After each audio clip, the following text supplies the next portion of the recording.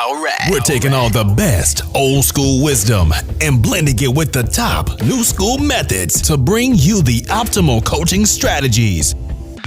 This is the 80-20 Baseball Podcast with Coach Bo.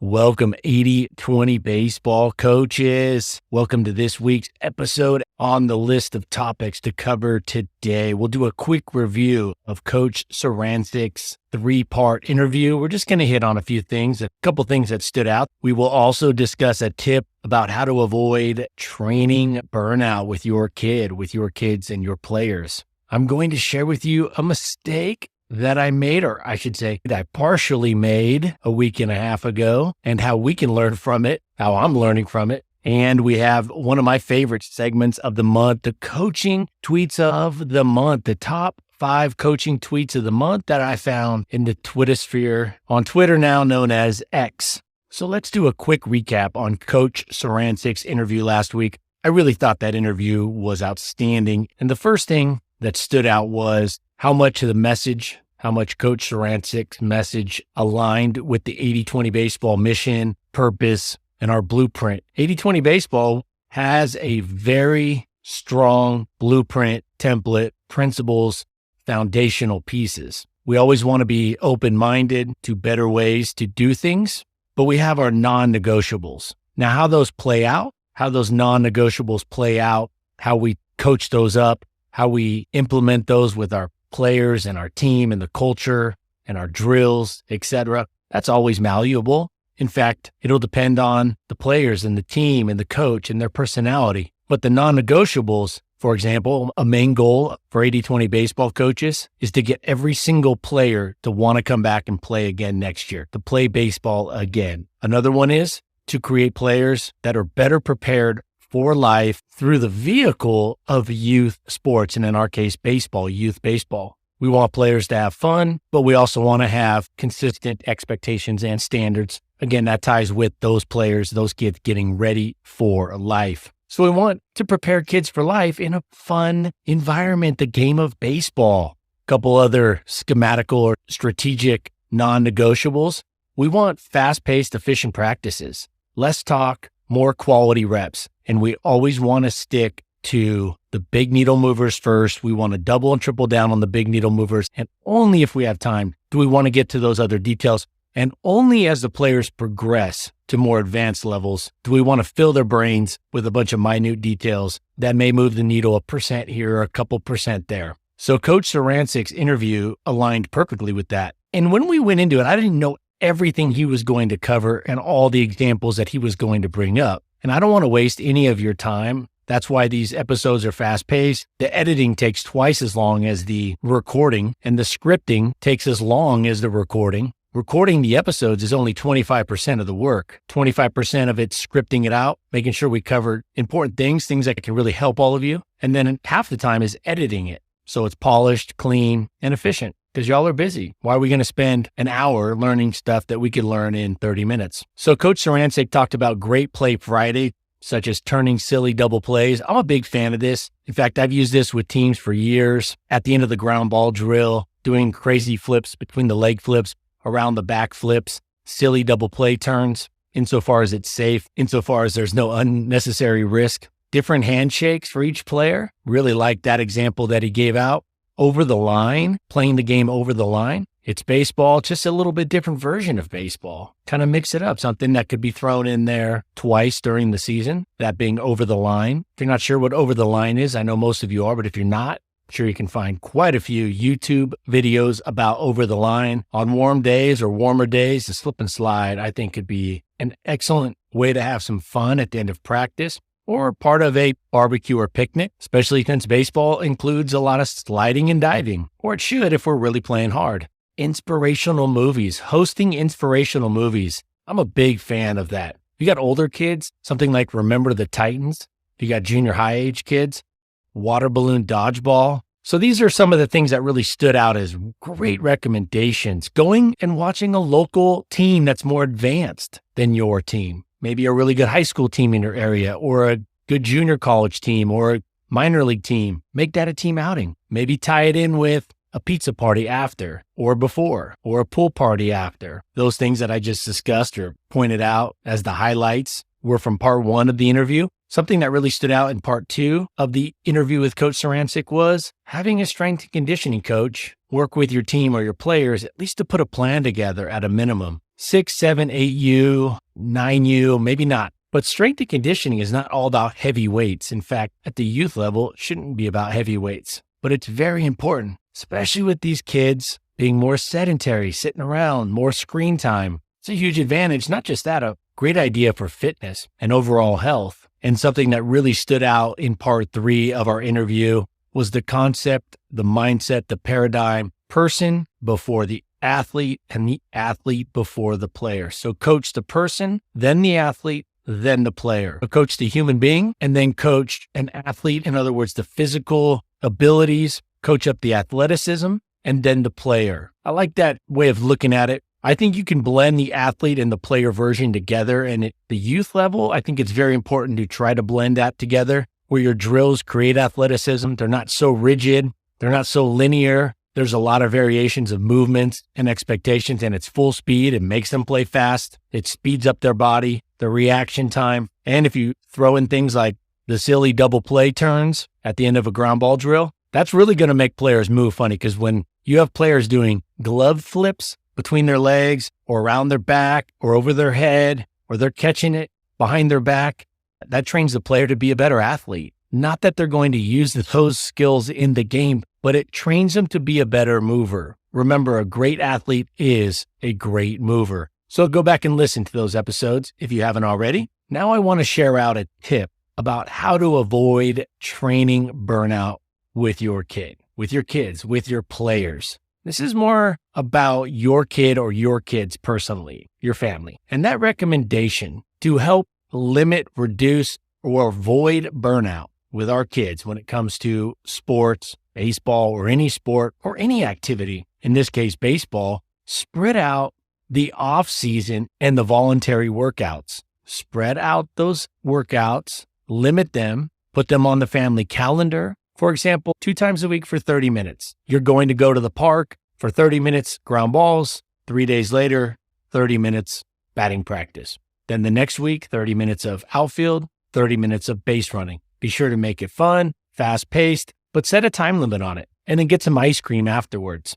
Now, if it's a challenge to get to a field, or if it's a drive, maybe you do it once a week for an hour. If it's easy for you to get out to the field, easy access to a field, consistency will net a lot more training than the binge and quit approach. The binge and quit leads to burnout. It leads to less productivity, less consistency. Consistency starts with setting achievable goals that will be finished and completed. So I highly recommend, don't bite off more than you can chew. These are off-season, pre-season, voluntary workouts, training sessions that you do with your kid, not team workouts. That's a whole nother component. That's a whole nother aspect of youth baseball. Like how many teams, how many seasons are they playing throughout the year? We've talked about that. This is going out to the field with a bucket of balls, bat and gloves, and taking your kid or kids out to the field in the off season, preseason. When I say preseason, before practices have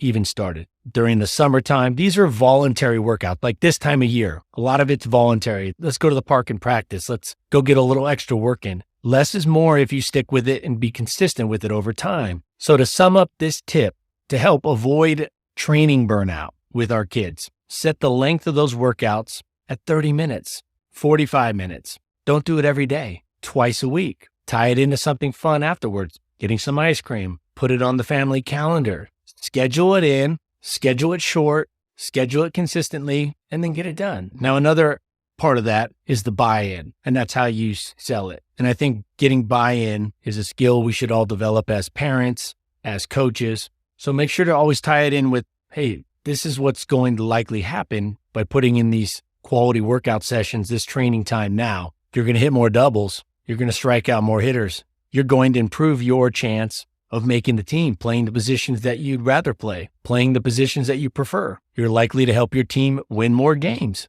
Now, speaking of working with our kids, I made a mistake and I caught myself in the middle of it. So I didn't fully make the mistake, but I made more than I should have. I was at my kid's soccer game a week and a half ago, and I usually stay back from the sidelines quite a ways, more than most of the parents. Part of that helps me have the mindset of distancing myself from the game where I can watch it, but I'm not in coach mode on the sideline. Well, coaches, it's always easier said than done, right? And I've come on this podcast for going on 4 years now. We've talked about critiquing as subtly as possible, not avoiding it, but trying to be more subtle when we can, being loud with our praise, more subtle with our critique. And we've talked about parents, just be parents at the game and wait till after to share out your thoughts or opinions, or even better, wait a day. I saw my kid out there playing soccer. Something was really standing out to me. The coach would say spread out when the goalie was going to kick the ball away. So they kind of set it up. It's kind of a slow moving game, right? At that level, 6 years old. So the goalie gets the ball and they say, all right, everybody back up so the goalie can pass it or kick it. Well, my kid kept going all the way across the field and standing against the sideline on the far side and was essentially out of range, substantially out of range for that goalie to pass or throw or even kick the ball to her. So she did this for 2 straight weeks. And the natural reaction I had, this is how hard it is. This is something I come on here, we talk about, I know better. And my natural reaction was to say her name, which I did. I kind of yelled out her name and that was it. I stopped myself. I was going to try to coach her up. Now, thankfully, she didn't hear me. Not that it would have made a lot of difference in the fact that I should have known better to try to coach her up from 40 yards away. So this past weekend, the next game rolls around. And I said, I'm not going to say anything the entire time. And it's hard. It's hard when you see stuff and the coaches are working, they're having fun, but there's things you see, and definitely from the perspective of somebody like me who looks at it from a coach's paradigm, a coaching angle all the time. It's hard, but I just said, you will not say anything except, great job. I had fun watching you play today. So my daughter didn't have the greatest game. Her team didn't do very good, but she hustled. She showed up to the game. She hustled. And at the end, I had about 6 things I thought about coaching her up on, but I knew better. So I just told her I had a lot of fun watching the game, a lot of fun watching her. I'm proud of her effort. And then we went and got pizza. Now, in the coming days, if we go out back practicing a little soccer, I might bring up 1 or 2 of these key things, not the whole list of things she could do better, but those 1 or 2 key things. And that's the time and place, not right after the game, not during the game. So my recommendation is learn from my mistake, and almost a bigger mistake of really trying to coach up my kid from 40 yards away. The mindset really has to be, don't say anything unless it's an urgent injury prevention type of message. Don't say anything. Just get in the habit of going out, watching the game, letting them have fun. And speaking of coaching up kids when you're going out to the game, I think a good strategy is on the way to the game in the car, maybe give them 1 tip that they can work on. Or if it's pitching, 1 tip about pitching, and hitting, 1 tip about hitting. No more than that. So on the way to the field, give them a tip. When you're practicing in the batting cage or out on the practice field or at the park or in the backyard, that's another good time to coach them up. But during the games, especially if you're the parent, don't want to coach them up as a parent. And even as the coach, we don't want to overcoach. Speaking of which, that's part of one of the top 5 coaching tweets of the month. I love this segment. And now we're going to transition into it. The top 5 coaching tweets of the month. Now, this first one is not from a coach. It's actually not a baseball one, but it absolutely encompasses being a better coach, being better parents with youth athletes. So this comes from @GetFatherized. @GetFatherized. Quote, dad tip, stop rushing around so much. Said, I noticed a bad habit creeping in a few months ago. At bedtime with our oldest, read 2 stories every night. Then we'd listen to an audio story. He said, gradually I found myself rushing through the process, getting frustrated on how long it would take to pick out a book, talk about the pictures, etc. And inevitably, the book or audio stories would raise questions that my toddler wanted to talk about, my kid wanted to talk about. And in my brain, all of this took too long. We aren't being efficient. We're wasting time. Then one day it struck me. What am I rushing around for? Why am I wishing away this precious time with my kid? What would I do instead of hanging out with him at bedtime? Go downstairs, do nothing? What a joke. My humble advice to dads reading this is to stop rushing things that don't actually need rushing. Do an extra story. Have that random conversation. Let them talk and let the minutes pass by together. Because the good old days are happening right now, and it's a shame to wish them away. End quote. Let's make time for them. Let's not rush that time. Now you might say, Coach Bo, you were just talking about having efficient training sessions with your kid in the off season when you go out to the park, batting cages, or the field to get them working with them. If you can stretch those out and have some fun just sitting around talking and not always playing baseball when you're out there, that would be cool. Or like I said, tie it into something else, like getting a burger or ice cream afterwards. I'm all for that. The caveat to that is if you drag things on like that, you could burn out the kid from, say, playing baseball or the sports if you're dragging out that time at the field. What I like about this tweet is it's saying throughout the day when we get these moments, be careful not to rush through them. Let's not have our default mindset be, I got to get to whatever's next. What's next on the to-do list? What else do I got to do? I love the last sentence in this tweet. Quote, because the good old days are happening right now, and it's a shame to wish them away. End quote. I'll tell you what, all of you, you're coaching, you're more involved. That's a huge start. You're spending more time. Don't think about what you're missing. Don't think about that extra time you could be spending here or there. You're doing the right thing as coaches. You should be proud of yourself, coaches, dedicating that time to your kids, to the team, giving back to the community, spending more time with your kid. You're making the most out of the good old days. Now, I know that tweet was a little different, but it just really stood out. Now, the second coaching tweet in our top 5 coaching tweets of the month by Greg Berg at GB1121. At GB1121, Greg said, quote, overcoaching is the worst thing you can do to a player. Less is more. Simple wins. All great coaches say this. Simplify what you do as a coach. End quote. Wow, that's a great tweet. Overcoaching is the worst thing you can do to a player. Less is more. Simple wins. All great coaches say this. Simplify what you do as a coach. So Greg coming through with a solid tweet. Here's one from Coaching Advice at Coaching Advice. Quote, coaching is not how much you know, it's how much you can get players to do. End quote. Now that was a quote from Bum Phillips. Bum. And I love that name, Bum. Some of you old school NFL people know who that is.